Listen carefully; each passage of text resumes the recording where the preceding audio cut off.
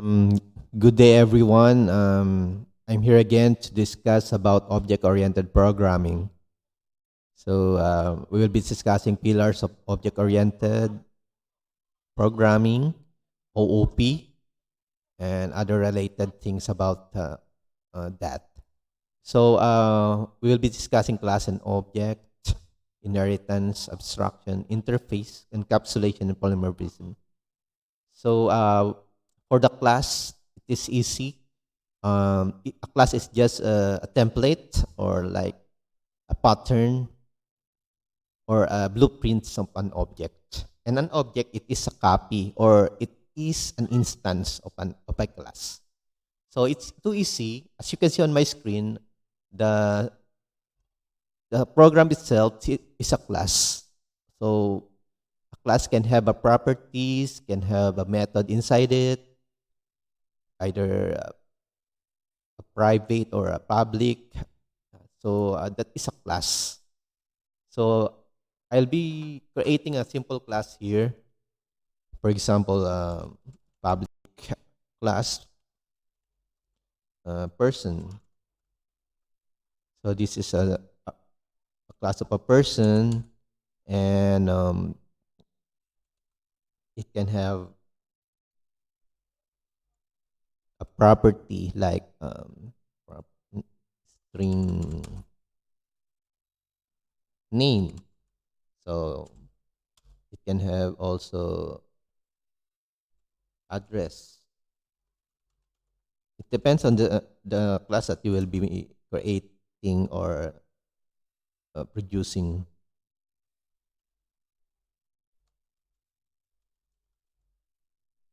Okay, address. Sorry.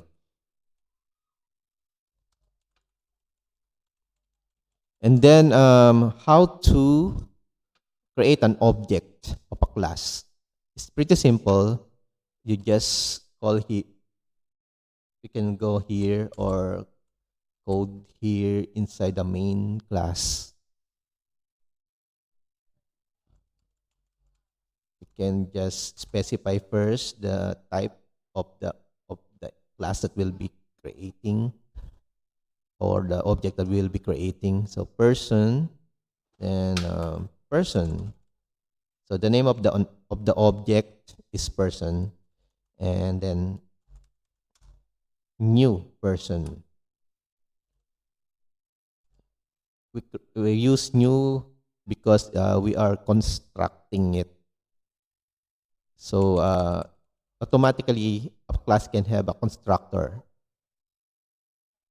It's like this one. So you have to define it like this public person, and then you can see when you define it here, there is an open and close parenthesis. So that is a creation of the object from the the class. So after you create an object, you can call its properties. For example, person that name equal to John, like John, John, like that. Person that address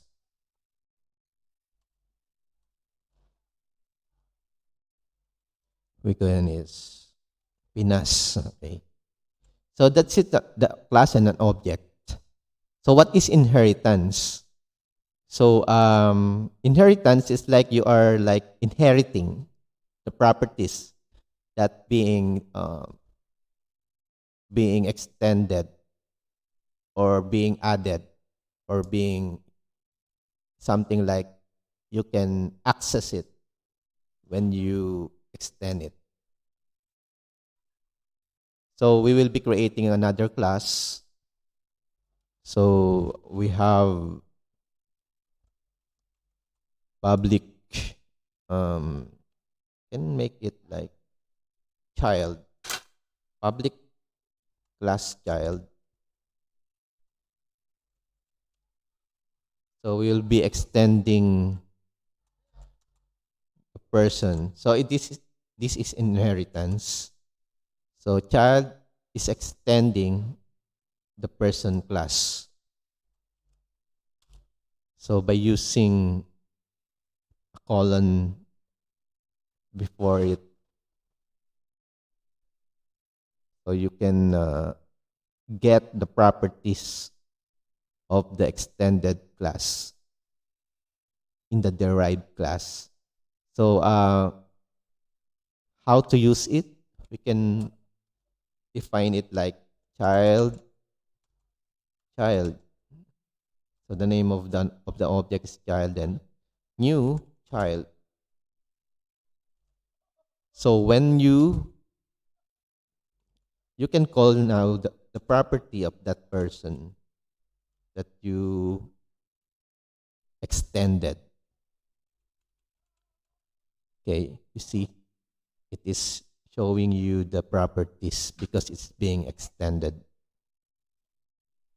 So you can only extend, or you can only call or invoke the properties that being set as public. So if I set is it as private, so there would be an error here. The, it is inaccessible now. So let us restore it to public.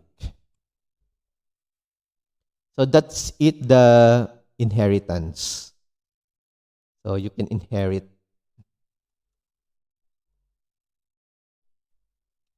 child name like that. Okay, let's go to abstraction. What is abstraction? Abstract. Abstraction means you are defining something that you can that you can implement in the derived class or in the caller class. So we will be discussing the abstract and the interface, because interface is also a pure abstraction of methods. And abstract, you can create an implementation inside it, or you can also have a constructor within it. So we will be creating here an abstract in the class. So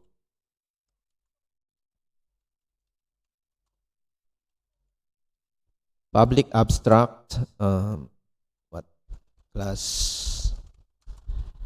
We can make it like animal.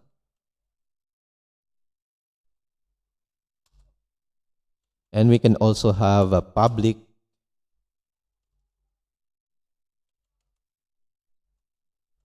abstract class, a public interface,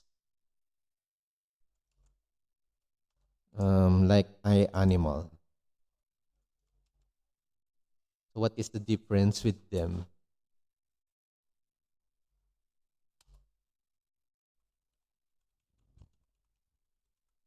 So in abstract, you can define um, methods here by using abstract.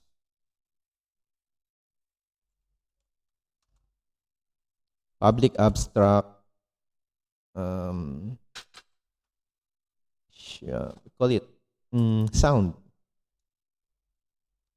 void sound.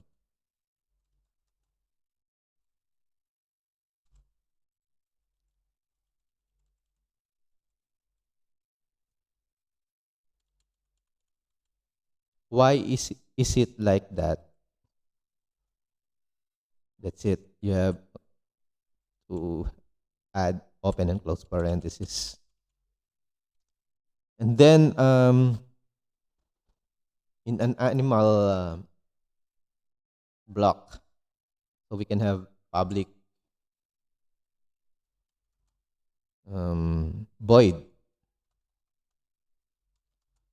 sound.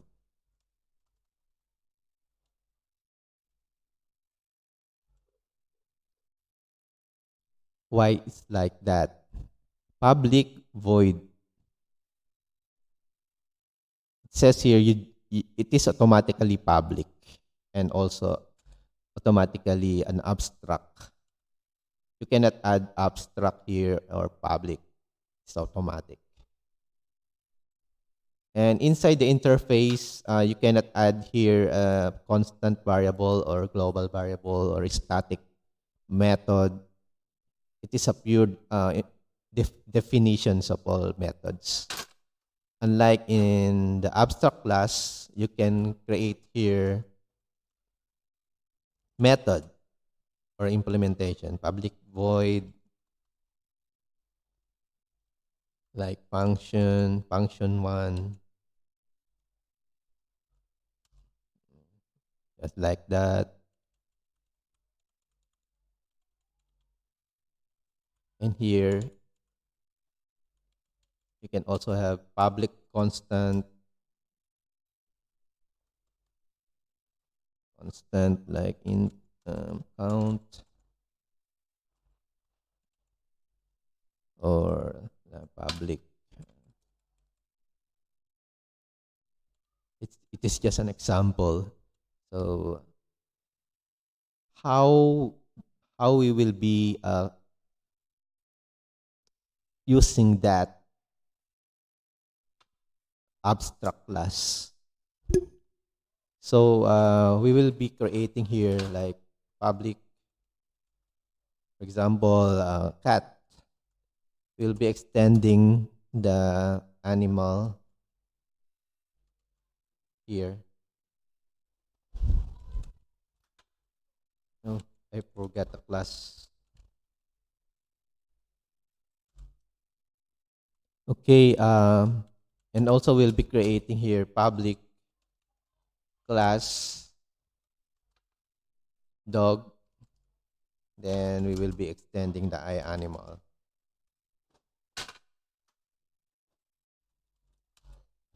What is the difference between them? You see, cat underlined. There will be an error here. The cat is being underlined, and for the class dog, the extended interface animal is highlighted by red underlined. So you can see for abstract, you need to implement the defined functions here. So you just press the control, then the period, class period, and you'll see it would inject you the sound function being abstracted in the abstract class, and and it's being using the keyword override. So if you remove this, this function would become a local function, but it would also show you still the underline that you need to uh, implement the abstracted methods in the abstract class that being extended. So that's it. And for the dog class, um, you can implement it here directly without using override. So what if I'm not using, I want to override the function here, function one, what should we do? We will be using the virtual, so public virtual void function. So we will be using this, and we can also use the override command or keywords. public override, and then you see the function here, function one, and as you can see, automatically show you the base or the parent class uh, that implementing that function. So you can override it, or you can just change its implementation in the derived class. So that's it. The difference between the interface and the abstract. So before I forget, um, an abstract class can have an call it a constructor. So public animal. You can have also an once it's being extended, it would be you can implement something here before it's being executed, or before it executing its properties. So you can define here everything, local variable, modify value, something, or any properties of it. So that's it for the abstract and the interface. So we can go to the encapsulation. What is encapsulation? Encapsulation is just like hiding sensitive data of a class, of the class, or any anything that you want to hide. Um, for encapsulation, we will be using also the accessors, the setter and getter, when we can modify and get the value of the hidden fields.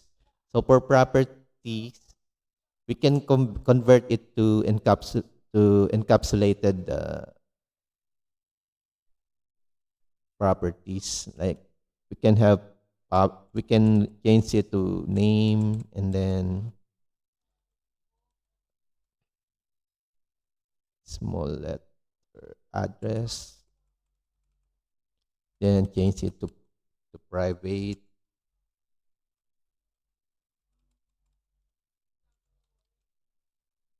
So how to create accessors of this variable? You can right click it, then there is refactor. I'm not sure. Yeah, that's it. Refactor and then extract method. It's not working. So what you can do here is just then just specify the get and set. Get is for getting the value, and set is for setting the value. I can make it like name capital, because the old methods is that you are defining private, then you are creating a setter and getter for those, both of them. But the new one is doing like this. So that's it about encapsulation. You just get using getter and setter. And then polymorphism. What is polymorphism? Okay, so we have animal, correct? So we have cat and dog here. So for polymorphism, we have overriding and overloading. Overriding is already being discussed a while ago in the abstraction. So you can see here, a person name is inaccessible. Why?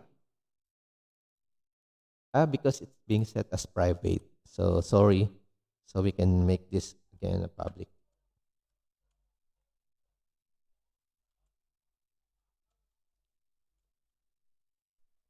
So overriding is there are two ways, right? We have virtual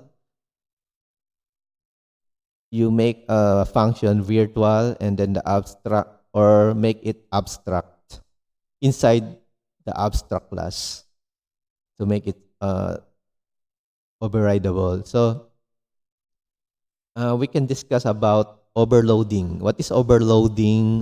We are like creating the same functions with different parameters. So for example, we have within this animal class,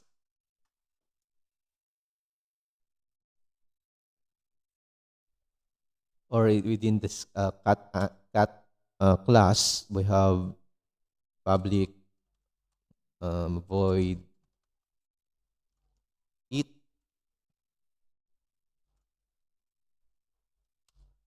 So it is a the first form of the function it. So we will be also creating another the same function void it, but there's a parameter. So what is then food? So you can see it is not showing you any error because it is the overloading. Um, it is how overloading is implemented in C# programming. So we can also add another function with it again, and like int um, days, like that. So as you can see, you can call any of them here. For example, um, cat, and new object for cat. So we can call directly those functions. Sorry. So we have cat dot it. So you can see here there are three kinds of calls. So here, as I'm clicking on the down arrow, as you can see, you can use it without a parameter, or with parameters, string or integer.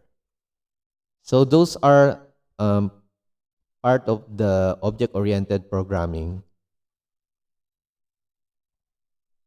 So we have the inheritance, we discussed about that, abstraction, interface, encapsulation, and polymorphism.